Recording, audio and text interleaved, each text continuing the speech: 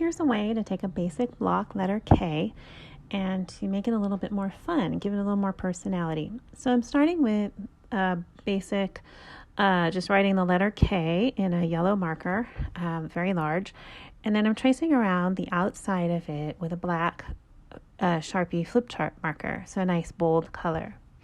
Now I'm going to go back and get a little creative with it, and I'm adding some wavy lines on the top. So I just started with the top part, and I'm coloring them in solids so they show up nice and strong, which is extra important if you're creating something to be seen from a distance, like a sign, a poster, or even if you're writing on like a whiteboard or something like that.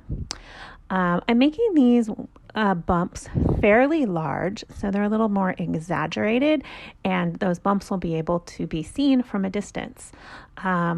This may or may not apply to how you'll be creating block letters, but it's something to keep in mind. If you are creating something to be seen from a distance, you want to step back and look at it from the distance that it will be seen at, so that you know how other people will be seeing it. And that's really what you're creating for. If you're going to see it close up, then you want to stay close up and look at it, because you don't want to be surprised.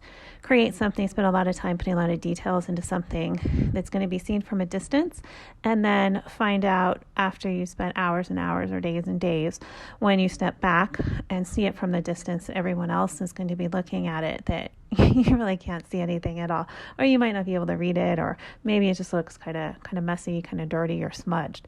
So you don't want that to happen. So I'm creating, again, this is a very big letter K. It's filling up the whole page of just a normal size sketchbook, which is a great way to practice if you are planning on creating something that's large. This is a great way to practice drawing large without having a huge space or buying a lot of paper. Just use the entire page that you have. So there's my K. As you can see, it's kind of playful, energetic. It's got some personality. There's some movement in it. Wavy lines create a sense of movement, a sense of energy. They're playful. They're flexible. They're not rigid. So this is a good style to use for something that, if you want to just add a little bit more fun to it. I wouldn't do a whole word out of this with the wavy edges necessarily, but a couple letters here and there can add a lot of style to whatever you're writing. So that's just a really quick and simple way to make a basic block letter a little bit more interesting.